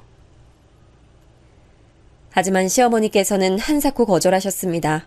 시어머니의 강경한 거절에 저는 어쩔 수 없이 마음을 접을 수밖에 없었죠. 하지만 시어머니의 건강은 제가 꼭 지켜드리고 싶었어요. 그래서 저는 남편과 상의해 시어머니를 모시고 큰 병원에서 건강검진을 받았습니다. 시어머니께서 건강하시다면 그제야 마음이 좀 안심될 것 같았거든요. 그런데 시어머니께서 받은 건강검진 결과를 받고는 세상에 너무 놀라고 말았지 뭐예요. 평소에 감기 한 번 걸린 적 없으셨지만 이상하게 마른 기침을 달고 사셨던 시어머니의 목에서 큰 혹이 발견된 거예요. 병원에선 혹을 떼어내기만 하면 되는 일이라 큰 수술은 아니라고 했지만 저는 수술날까지 잠도 제대로 못 자고 마음 졸이며 지냈습니다. 나이가 좀 있으신 분들께는 아무리 작은 수술이라고 해도 몸에 큰 부담이 생기기 마련이잖아요. 제가 걱정하는 동안 수술날이 다가왔고 시어머니께서는 입원 후 수술을 받으셨어요. 다행히 수술은 성공적으로 끝났습니다. 하지만 연세가 있으셔서 그런지 쉽사리 이전처럼 기운을 차리시지는 못하시더라고요. 저는 시어머니 건강이 너무 걱정돼서 집안일이 손에 잡히지 않을 정도였어요. 그래서 입원해 계신 동안 계속 상주하며 간호를 했죠. 물론 퇴원하신 뒤에도 저는 시어머니 집에서 거의 살다시피 하며 병간호를 이어갔습니다. 그리고 이번 수술을 계기 삼아 시어머니를 챙겨드리기 위해서는 가까이에서 지내는 게 좋다고 말씀드리고 어머니를 우리 집으로 모셨습니다. 내가 신혼부부 사이에 껴있으려니 신혼생활 방해하는 것 같아서 걱정 많았어. 그래도 우리 딸 얼굴 이렇게 자주 보니까 기분 좋네. 그렇죠, 어머니. 이렇게 같이 사니까 얼마나 좋아요. 저도 일어나자마자 어머니 뵐 수 있어서 너무 행복해요. 우리 쭉 이렇게 다 같이 살아요. 네? 그래. 내가 우리 딸 덕분에 하루하루가 행복해. 꼭 평생 소원을 다 이룬 것 같아. 다 우리 딸 덕분이다. 그렇게 남편과 함께 시어머니를 모시고 산 지 5년쯤 되던 해였어요. 어느 날 도련님이 결혼할 여자를 데리고 왔더라고요. 도련님은 대학교 교수였는데요. 도련님이 가족들에게 데려온 여자도 마찬가지로 같은 대학에서 근무하는 교수였습니다. 처음 마주한 사람이었지만 우리 가족을 대하는 태도며 말씨까지 정말 보기 좋고 예의 바른 사람이었죠. 게다가 성격이 약간 불같은 도련님과 잘 지내는 모습을 보니 참 착하고 성격 좋은 여자라고 생각됐어요.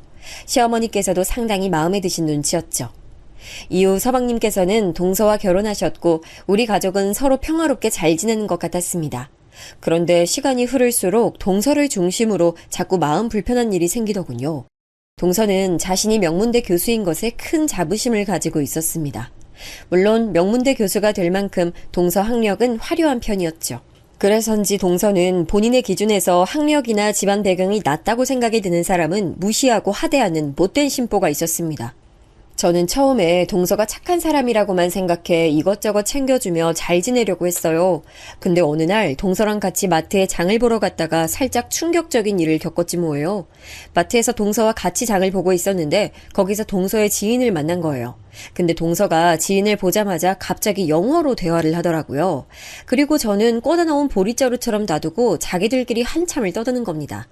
저는 그저 본인들끼리 은밀하게 이야기하고 싶었나 보다 싶어 조금 떨어져서 가만히 기다리고 있었죠. 근데 얼마 뒤 대화가 끝난 동서가 저한테 다가와 한마디 하는 거예요.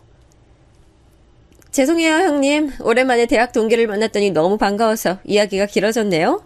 근데 저 친구가 해외 출신이라 영어로 말하는 걸 더 선호해서 말이에요.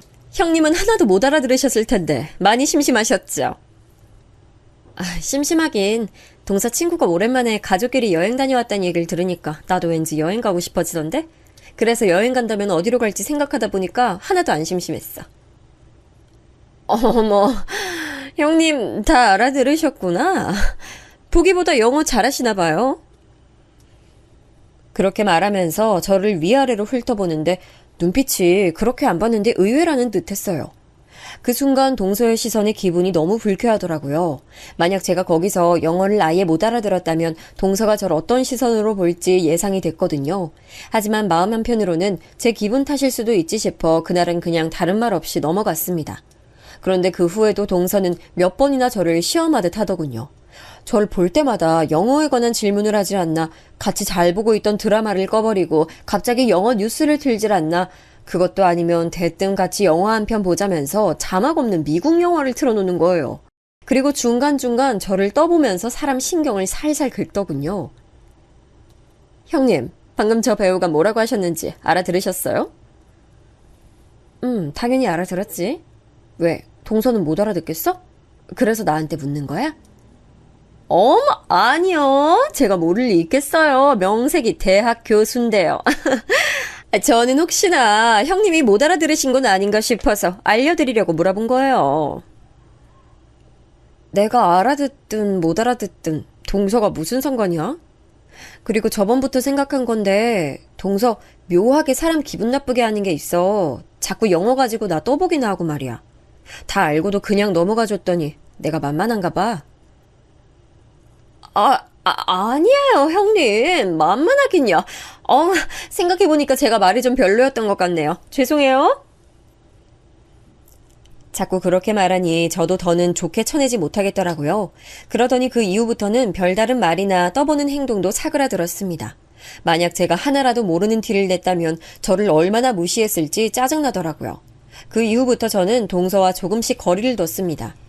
그렇게 제가 동서에게 보이지 않게 선을 긋는 사이 어느 순간부터 동서의 시선은 시어머니에게 향해 있었어요. 사실 시어머니께서는 어린 시절 집안 사정 때문에 국민학교도 졸업하지 못하셨어요. 시어머니의 아버지께서는 도박에 빠져 살았는데 그 때문에 큰 빚을 많이 지셨다고 해요. 그 바람에 시어머니는 유년 시절 내내 빚쟁이에게 시달렸고 가족 모두가 빚쟁이들을 피해 야반도주를 하며 이사를 하셨다고 합니다. 그러다 보니 시어머니의 형제들은 미리 독립해서 출가해버렸고 그 탓에 가족들은 뿔뿔이 흩어진 채 살고 계신답니다. 시어머니께서도 일찍이 독립해 살아남기 위해서 여태껏 안 해본 일이 없이 사셨다고 해요. 이 이야기들은 대부분 제가 시어머니와 같이 살게 됐을 무렵 시어머니께서 술 한잔 하시면서 살짝 알려주신 것들이었어요. 친아들인 남편에게도 잘 말하지 않은 이야기를 제게 해주셨던 거죠. 하지만 동서는 시어머니께서 불러도 잘 오지 않았고 그러니 시어머니의 이야기를 들을 새도 없어서 시어머니께서 얼마나 힘들게 살아오셨는지 아무것도 몰랐어요. 그 때문에 동서는 시어머니께서 국민학교도 제대로 나오지 못했다는 걸 그저 가난의 상징 또는 게으름의 표본이라고 여겼던 것 같아요. 저에게 한 소리 들은 후 동서는 방향을 바꿨는지 그때부터 시어머니를 뵈러 집으로 올 때마다 시어머니를 무시하기 시작했습니다. 제게 했던 것처럼 시어머니 앞에서 영어로만 말한다던가 일부러 어려운 사자성어를 쓰는 등 요즘 젊은 사람들만 잘 아는 줄임말을 막 쓰는 거예요. 그리고 잘 못 알아들으셔서 되물으면 그걸 그렇게 비꼬는 거예요. 어머, 어머니, 이런 것도 모르세요? 요즘 사람들은 다 아는 건데 이것도 모르시면 어떡해요? 우리 어머니 공부 좀 하셔야겠다. 아, 그래? 우리 둘째 아가 덕분에 내가 이런 것도 알게 되는구나. 동서 타박에도 시어머니께서는 사람 좋은 웃음 지으면서 그저 좋게 넘어가셨습니다. 하지만 저는 그냥은 못 넘어가겠더군요. 동서, 지금 우더른께 그게 무슨 말버릇이야? 시어머니께 뭐? 공부 좀 하셔야겠다고? 그런 말하기 전에 동서 나이값 하는 법이나 좀 공부해봐. 대학 교수식이나 돼서 어쩜 그렇게 애만도 못하게 굴어? 아유, 첫째야, 괜찮어. 오히려 나는 새롭게 아는 게 생기니까 기분이 좋아. 둘째 얘도 다 생각이 있어서 한 말일 테니 너무 나무라지 마. 시어머니께서 그렇게 좋게 넘기자 하시는데 제가 어떻게 동서의 행동을 저지할 수 있겠어요. 그렇게 매번 저는 시어머니를 향한 동서의 은근한 비웃음을 지켜볼 수밖에 없었습니다. 그러다 시간이 흘러 동서가 임신했습니다. 그런데 동서를 보살펴줘야 할 서방님은 대학교에서 진행하던 연구 때문에 매일 늦게 퇴근하는 편이었어요. 그 때문에 매일 밤 늦게까지 홀로 있던 동서가 제게 전화해 도움을 요청하는 일이 잦아졌습니다. 저도 아들이 있어 임신 후 입덧하고 배가 불러오는 게 얼마나 힘든지 잘 알고 있었습니다. 그래서 혼자 집에서 힘들어하는 동서를 외면하지 못하고 고가운 마음도 접어둔 채 동서 뒷바라지를 해줬습니다. 단순히 제가 동서를 챙겨주고 싶었던 마음보다는 시어머니께서 동서를 직접 챙겨주고 싶어 하셨는데 여의치 않아서 그런 것도 있었어요. 제가 임신했을 때 시어머니께서 직접 저를 많이 챙겨주셨는데 아무래도 당신께서 나이가 드시고 수술도 받은 몸이라 직접 챙겨주시기 힘든 상황이셔서 많이 속상해 하시더라고요. 저는 시어머니께서 많이 걱정하시는 모습을 보고 마음만이라도 편하셨으면 해서 더더욱 시어머니 몫까지 동서를 챙겼습니다. 조금 보태서 말하자면 거의 공주님의 시녀처럼 동서를 챙겼어요. 근데 동서는 그걸 너무나 당연하게 여기더라고요. 형님, 여기 좀 보세요. 이렇게 먼지가 남아있잖아요. 어우, 이런 건, 물걸레로 다 닦아내야 되는 건데. 그래, 알았으니까 동서는 나오지 말고 방 안에서 쉬고 있어. 배도 아프다면서. 네, 어제부터 배가 너무 당겨서 아픈 거 있죠. 그리고 형님, 저 이따가 죽 먹고 싶은데 죽도 해주시면 안 돼요? 냉장고 안에 전복 있는데 직접 손질해서 전복죽 좀 만들어주세요. 동서는 제가 동선의 가정부라도 되는 줄 아는 건지 손가락질로 절 부려먹었습니다. 본인은 물걸레질 한 번도 한 적 없다고 했으면서 저보고는 깨끗하게 청소를 하려면 물걸레질을 해야 한다는 둥 자꾸만 옆에서 말을 거는 거예요. 그것도 모자라 이거 먹고 싶다 저거 먹고 싶다고 말하는데 먹는 거야 물론 해줄 순 있지만 말하는 뽐새가 너무 얄미웠어요. 하지만 임신한 상태니까 성격이 예민해지고 까다로워지는 건 당연하다 생각하면서 버텼죠. 그리고 드디어 동서가 아이를 낳게 됐을 땐 정말 온 가족이 기뻐했어요. 근데 동서는 출산 후 몸이 다 풀릴 때까진 무조건 산후조리원에서 지내겠다고 하더라고요. 가족들 모두가 얼른 아이 얼굴을 보고 싶어 했지만 동서는 산후조리 기간 내내 아이 얼굴은커녕 목소리도 들려주질 않았어요. 그래서 저와 시어머니께서는 기다리다 못해 어디 산후조리원인지만 알려주면 찾아가서 잠깐 아이 얼굴만 보겠다고 했는데 동서는 나중에 알려주겠다고 말하고는 차일피일 미루면서 절대 알려주지 않는 거예요. 그런데 시어머니께서 서방님과 전화통화를 하다가 우연히 동선의 부모님이 산후조리원에 계시다는 걸 알게 됐지 뭐예요. 예, 지금 들리는 목소린 사돈댁 아니야? 지금 산후조리원에 사돈댁이 같이 계신 거야? 아, 그게요, 엄마. 이 사람이 친정 부모님이 보고 싶다고 하도 그래서 아주 잠깐 오신 거예요. 아, 그래. 새아가가 자기 친엄마가 보고 싶다는데 어쩔 수 없지. 그럼 혹시 나는 언제 한번 찾아갈 수 있는지 물어봐 줄래?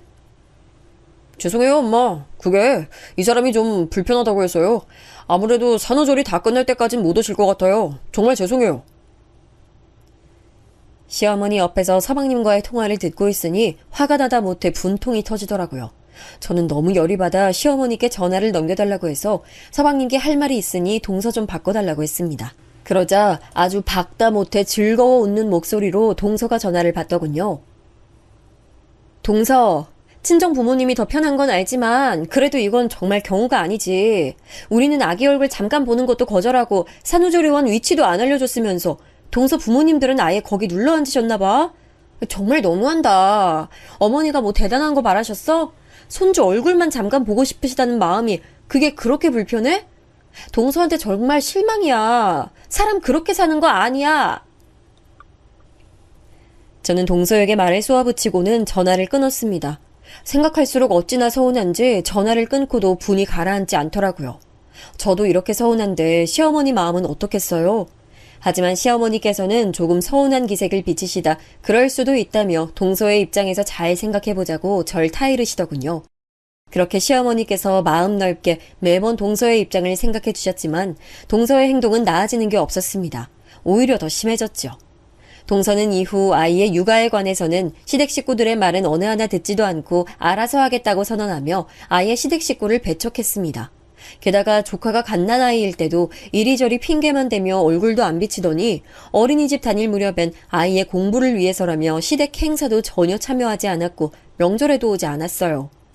그 대신 명절 때마다 친정 가족들끼리 여행을 다녀오거나 했는데 대체 무슨 심보인지 여행 가서 찍은 사진들을 가족 단톡방에 올리며 자랑하는 거예요. 그때마다 얼마나 황당하던지요.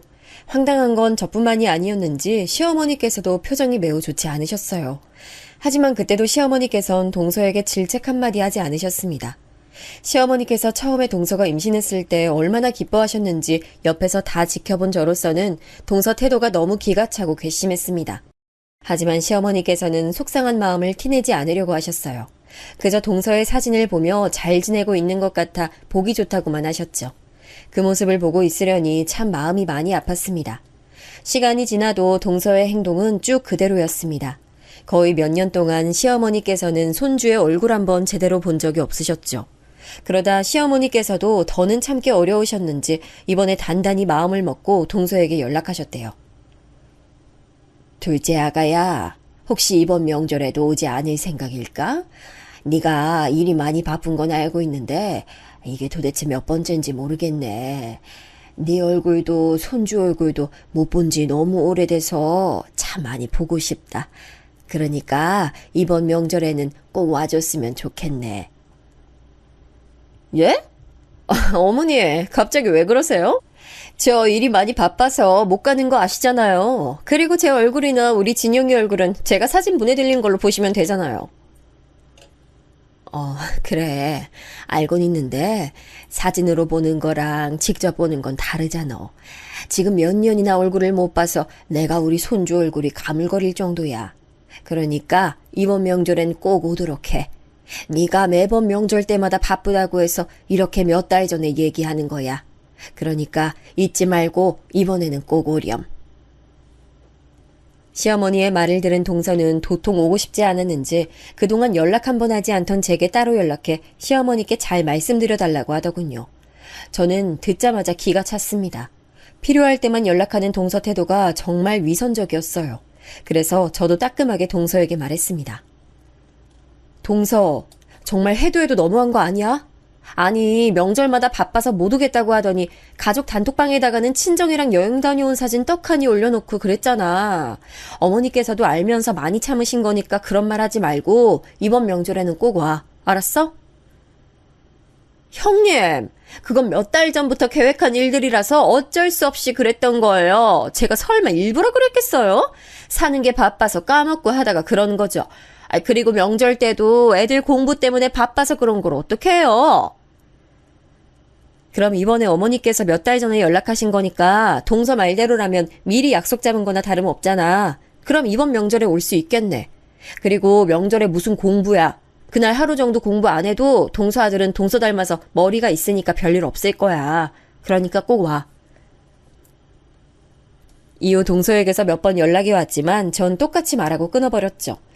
그리고 드디어 명절이 됐어요. 저는 오랜만에 보는 조카를 위해 여러 가지 음식도 잔뜩 만들고 선물도 준비했어요. 남편도 오랜만에 볼 남동생과 대작할 생각에 술과 용돈을 잔뜩 준비했고요. 시어머니께서도 내심 기대가 크셨는지 따로 용돈에 선물을 가득 준비하셨죠.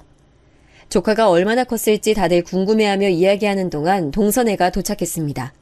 서방님이 먼저 현관에 들어서서 시어머니께 크게 인사를 드리며 남편과 인사를 나눴고 그 뒤로 동서와 조카가 들어왔어요. 동서는 얼굴이 굳은 상태로 고개만 까딱거리며 인사하더군요. 그게 안이 꼬아 보였지만 조카를 보니 곧 그런 마음이 사라졌습니다. 주변을 둘러보며 눈을 반짝이는 게 어찌나 사랑스럽던지요. 6살 조카의 모습은 마치 제 아들의 어렸을 적 모습 같아 너무 귀여웠습니다. 시어머니께서도 오랜만에 손주를 보고 많이 기쁘셨는지 보자마자 허리를 굽히고 두 팔 벌려 조카 이름을 부르셨어요. 진영아, 아유, 할머니야. 진짜 오랜만에 보네, 우리 새끼. 어머니, 우리 새끼라니요. 말씀 좀 조심해 주세요. 요즘 그런 말 쓰면 안 된다는 거 모르세요? 여보, 그만해. 여기까지 와서 뭐 하는 짓이야? 내가 뭘? 요즘은 저런 말 절대 안 써. 어린애 정서에 안 좋다고. 그리고 어렸을 때부터 고운 말을 들어야 하는 거 당연한 거잖아. 당신 정말 꼭 이래야겠어? 그럼 일부러 어머니가 그러셨단 말이야? 아유, 아범아, 그만해라. 미안해, 아가. 내가 말 조심하마. 우리 강아지 할머니한테 오렴. 동서는 오자마자 시어머니 말씀에 트집을 잡더라고요. 서방님이 바로 한마디 했지만 시댁에 오기 전에 서방님과 동서가 한바탕 언쟁이 있었는지 어쩐지 둘 사이 분위기가 쌩쌩 찬바람이 불었죠. 영 분위기가 안 좋자 시어머니께선 바로 사과하시고 손주를 안고 얼으셨어요. 오랜만에 할머니를 보자 신기하고 좋은지 조카도 조금씩 웃기 시작했습니다. 오느라 고생들 많았어. 배고프지? 첫째 아가랑 내가 음식 많이 준비했으니까 얼른 먹자. 엄마, 몸도 안 좋으실 텐데 음식까지 준비하셨어요? 아니, 이 정도 음식이면 형수님 혼자서 하셔도 되지 않아요?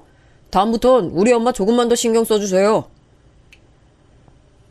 화살이 갑자기 제게 돌아오자 말문이 막혔습니다. 솔직히 저는 명절 때마다 시어머니께 푹 쉬시라고 하고 혼자 음식 다 했습니다. 시어머니께서 제가 얼마나 잘해주셨는데 제가 시어머니께서 음식을 하시게 두겠어요? 이번 명절에도 제가 혼자서 다 요리하려고 했어요. 그런데 시어머니께서 오랜만에 귀여운 손주 온다고 몇 가지 요리는 직접 꼭 만드시겠다고 하시더라고요. 그래서 이번만 시어머니랑 같이 음식 준비를 한 것뿐이었어요. 근데 서방님은 제가 시어머니를 모시고 신경 쓰는 만큼 시어머니를 챙긴 적이 없습니다. 가끔 와서 얼굴만 뵙고 가는 게 다였죠. 시어머니를 함께 모시고 사는 남편도 서방님 말에 화가 났는지 언성을 높이더라고요. 뭐? 야, 말 조심해. 형수가 네 식모인 줄 알아? 조금만 더 신경 써주긴 뭘 써? 이 사람이 엄마한테 얼마나 잘하는지 네가 알기나 해? 엄마 몸도 안 좋으신 거 뻔히 알면서 요리하게 둔 게 어떻게 잘하는 거야? 아우, 얘들아. 이 좋은 날 왜 싸우고들 그래. 내가 하고 싶어서 요리에 조금 손댄 것 뿐이야. 그러니까 그러지 말고 식사부터 해. 결국 화목하고 즐거워야 할 식사 시간은 싸늘한 냉기만 감도는 자리가 됐습니다. 조카도 어른들 분위기에 위축돼 눈치만 보더라고요. 그래서 시어머니께서 손주 기분을 풀어주기 위해 말을 많이 거셨습니다. 시어머니께서 주도적으로 분위기를 풀려고 하시니 결국 남편과 서방님도 서로 화해를 냈고 그렇게 분위기가 좋아지는 것 같았어요. 그때 밥을 다 먹은 조카에게 시어머니께서 준비한 장난감을 주려고 하니까 동서가 갑자기 식사를 하다 말고 조카한테 방에 들어가서 가져온 책을 읽으며 공부를 하라고 하는 게 아니겠어요? 엄마, 나 지금 책 읽기 싫어요. 책 나중에 읽으면 안 돼요? 김진영, 엄마가 말 안 들으면 혼난다고 했지? 얼른 들어가서 책 읽고 공부하고 있어. 아가, 그냥 놔둬라. 오늘은 명절이니까 맛있는 것도 먹이고 즐겁게 놀아야 하지 않겠어? 선물도 풀어보게 하면서 그냥 쉬게 두자꾸나. 조카는 동서의 말이 무서웠는지 움찔하더군요. 그러면서도 자기 편을 들어주는 시어머니 말씀에 기대고 싶었는지 동서 눈치를 보면서도 시어머니의 품에 안겼습니다. 근데 그런 조카의 행동을 본 동서가 갑자기 자리에서 벌떡 일어나는 거예요. 그리고는 자기 아들 팔을 확 잡아 시어머니의 품에서 떼어내며 소리치는 거예요. 김진영! 너 엄마가 뭐라 그랬어? 너 공부 안 하면 할머니처럼 된다 했지? 너 할머니처럼 되고 싶어? 할머니처럼 아는 거 하나 없이 바보로 살고 싶냐고? 동서의 말에 그 자리에 있던 모든 사람이 깜짝 놀라 아무 말을 못했어요. 그러다 제가 먼저 동서에게 말했죠. 동서, 지금 그게 무슨 말이야? 설마 평소에 진영이한테 그런 말 하는 거야? 아니, 어떻게 그런 말을 할 수가 있어? 제가 뭐 틀린 말 했어요? 어머니 기본 교육도 못 받으신 거 맞잖아요. 제가 우리 진영이 어머니처럼 키우지 않으려고 얼마나 노력하는지 형님이 아시기나 하세요? 동서의 말 속에 시어머니를 향한 멸시가 너무나 선명하게 느껴졌습니다. 순간적으로 너무 화가 나 눈앞에서 불이 번쩍이는 것 같았어요. 절 무시하는 거야 그럴 수 있다고 생각하며 참을 수 있지만 시어머니께서 얼마나 동서한테 잘해주시고 심성이 고우신 분인데요. 저는 머리 끝까지 화가 나 바로 의자를 박차고 일어나 동서에게 달려들었습니다. 그리고 있는 힘껏 동서의 뺨을 올려쳤습니다. 철썩 소리가 날 정도로 손을 올리니 동서가 거실에 날아가듯 쓰러지더군요. 저는 쓰러진 동서에게 바로 소리쳤습니다. 야, 네가 명문대 교수면 다야? 그리고 우리 어머니가 뭐가 어때서? 너 따윈 상상도 할 수 없는 힘든 여건 속에서 네 남편 키우고 우리 남편 키우고 다 하신 분이야. 근데 우리 어머니가 왜 너한테 그딴 소리를 들어야 돼? 지금 날 쳤어? 네가 뭔데 날 쳐? 이것 봐. 못 배운 것들은 이렇게 천박하다니까. 그래, 난 화나면 참지도 못하고 손이나 올리는 천박한 인간이다. 그러는 너는 뭐 대단한 인간이야? 이 배은망덕하고 짐승만도 못한 인간아. 뭐? 짐승만도 못한 인간? 너 내가 가만 안 둘 거야. 내일 당장 너 고소할 거야. 동서 말을 들으니 다시 속에서부터 화가 올라와 눈이 돌더군요. 어쩜 이렇게 자기 잘못을 전혀 모르는지 이해가 안 갔어요. 저는 울분을 참지 못하고 다시 동서한테 달려들어 손을 올리려고 했는데 서방님이 절 막더군요. 남편은 저에게 똑같이 달려드는 동서를 막았고요. 서로 고함이 오가는 상황에서 시어머니께서 울고 있던 조카를 방 안에 데려다 주시곤 다시 거실로 나오셔서 한마디 했습니다. 당장 조용히 하지 못하겠니? 저는 시어머니의 녹이 어린 목소리에 깜짝 놀랐습니다. 연세도 있으신데 어디서 그런 큰 목소리가 나오셨는지 몰라요. 그때 모두가 조용해지자 시어머니께서 동서와 서방님을 보며 말씀하셨죠. 둘째 아가야, 난 네 말대로 배움이 짧다. 하지만 난 하늘에 부끄러움 없이 정직하고 바르게 살았어. 그런데 네 눈에 그렇게 살아온 내가 잘못돼 보인다면 그래, 이제 앞으로 찾아오지 않아도 돼. 네 아들이 날 닮을까봐 걱정된다면 다시는 안 와도 돼. 시어머니께서 화가 난 걸 본 서방님이 죄송하다고 했지만 동서는 바락바락 소리 지르더군요. 예, 말 잘하셨어요.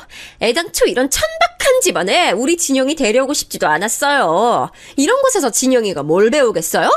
맹모 삼천지교라는 말이 있듯이 교육 환경이 얼마나 중요한데요?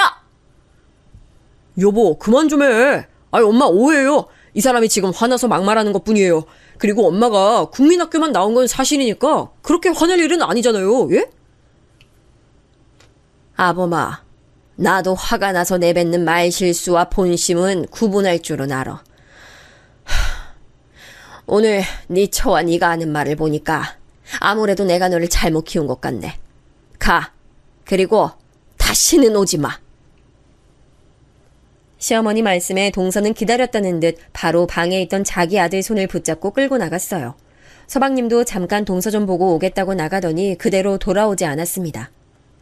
폭풍 같은 시간이 지나고 시어머니께서는 잠시 혼자 계시고 싶으시다며 방으로 들어가셨어요. 저는 시어머니의 그런 모습에 가슴이 찢어졌어요. 너무 속상해 눈물이 다 나더군요. 남편도 시어머니께서 그렇게 화내시는 모습은 처음 본다 하더라고요. 저는 그런 남편과 함께 뒷정리를 끝내고 다음날 아침까지 조용히 있다가 이른 아침에 조심스레 시어머니 방문을 두드렸습니다. 그런데 방 안에서 시어머니의 기척이 들리지 않는 거예요. 설마 하는 마음에 조심스레 문을 열어본 저는 깜짝 놀라고 말았습니다. 방 안에 시어머니께서 안 계신 거예요. 저는 당황해 아직 잠들어 있던 남편을 흔들어 깨웠는데 그러자마자 곧 현관문을 열고 시어머니께서 들어오시는 것 아니겠어요? 어머니, 아침 일찍부터 어디 다녀오신 거예요? 아, 방에 안 계셔서 깜짝 놀랐잖아요. 그랬니? 많이 놀랐구나. 별일은 아니고 할 일이 좀 있어서 어디 좀 다녀왔어. 어머니께선 그렇게 말씀만 하시고 옅은 미소 지으시며 그대로 방에 들어가셨습니다. 더 자세히 여쭤보고 싶었지만 때가 되면 직접 말씀해 주시겠지 싶어 조용히 고개만 끄덕였죠. 그리고 한 달이 좀 지나고 드디어 시어머니께서 말씀하신 할 일이 무엇이었는지 알게 됐어요. 하루는 갑자기 서방님이 우리 집으로 찾아온 거예요. 그것도 엄청나게 당황해서 허겁지겁 말이에요. 형수님, 엄마 지금 어디 계세요? 지금 방에 계시는데 무슨 일이라도 있으세요? 서방님은 제 말을 듣자마자 시어머니 계신 방으로 달려갔습니다. 저도 놀라서 그 뒤를 쫓아가 보니 서방님이 시어머니께 무릎을 꿇고 있더군요. 엄마, 제가 잘못했어요. 그렇다고 갑자기 집을 빼버리는 게 어딨어요. 제가 얼마나 놀란 줄 아세요? 우리 지금 당장 길거리에 나앉게 생겼어요.